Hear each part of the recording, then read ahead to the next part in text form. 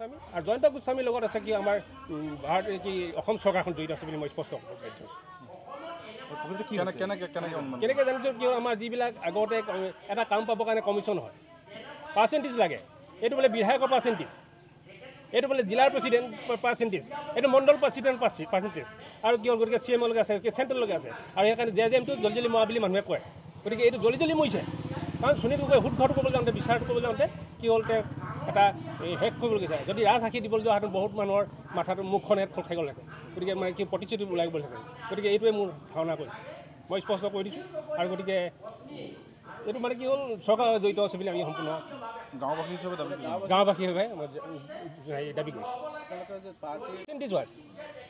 আমি কি চান্দা পাৰ্টি বুলি ক'লে যে চান্দা পাৰ্টিটো উজ্জ্বল হৈ আছে বস্তুটো কিন্তু আমি ভাবিছোঁ কি হ'ল দলীয় মানে যিবিলাক ডিষ্ট্ৰিক্ট পৰ্যায়ৰ লিডাৰ কি কয় MLA মিনিষ্টাৰ তেখেতলোকৰো তাত এটা অংক আছে গতিকে মুখ্যমন্ত্ৰী তাত পাছত আজিলৈকে যেতিয়া ঘোষণা কৰিলে তেতিয়ালৈকে আজিলৈকে কোনো এজন প্ৰেছ মিল দিয়া নাই দলীয়ভাৱে প্ৰেছ মিল দিয়া নাই কোনো এটা যোগসত্ৰ নাই সম্পৰ্ক কৰা নাই সুনীল গগৈ পৰিবাৰক যে ল'ৰাক ইমান শাস্তি দি আছে তাৰ ওপৰতো একো নাই থানা দেখা মা দেখা দিয়া নাই গতিকে মই দলীয়ভাৱে পৰা এইটো বৰ গ্ৰহণযোগ্য বুলি মই বিচৰা নাই ৰাইজে যাতে সুনীল গগৈ পৰিয়ালক হাৰাশাস্তি কৰিব নালাগে আৰু যদি জীৱিত আছে উলিয়াই দিয়ক যা মৃত হৈছে যদিও স্পষ্টকৰণ দিব কৈছোঁ আৰু কি হ'ল যিটো DNA ৰিপৰ্ট আহিছে সেইটো প্ৰশাসনৰ জৰিয়তে বা চৰকাৰ যাতে স্পষ্টীকৰণ দিবৰ কাৰণে মই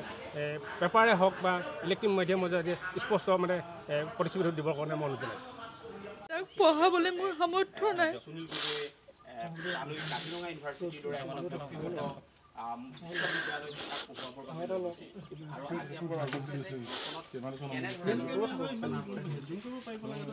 তদন্ত কৰি আছে এই মুহূৰ্তটো আপোনালোকৰ বিশ্বাস হয়নে যে আপোনালোকৰ তেখেত জীৱিত আছে বা পলাতক হৈ আছে তেওঁলোকে তদন্ত কৰি সোনকালে উলিয়াম বুলি কৈছে তাৰ ওপৰতে বিশ্বাস কৰি আছোঁ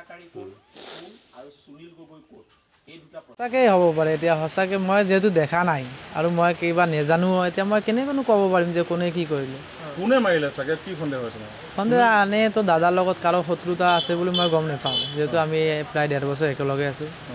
এতিয়া ক'ৰ পৰা কি হৈ গ'ল একো মই গমেই নাপালোঁ প্ৰথমেতো আমাৰ মালিকৰ বডি বুলিহে ওলাইছে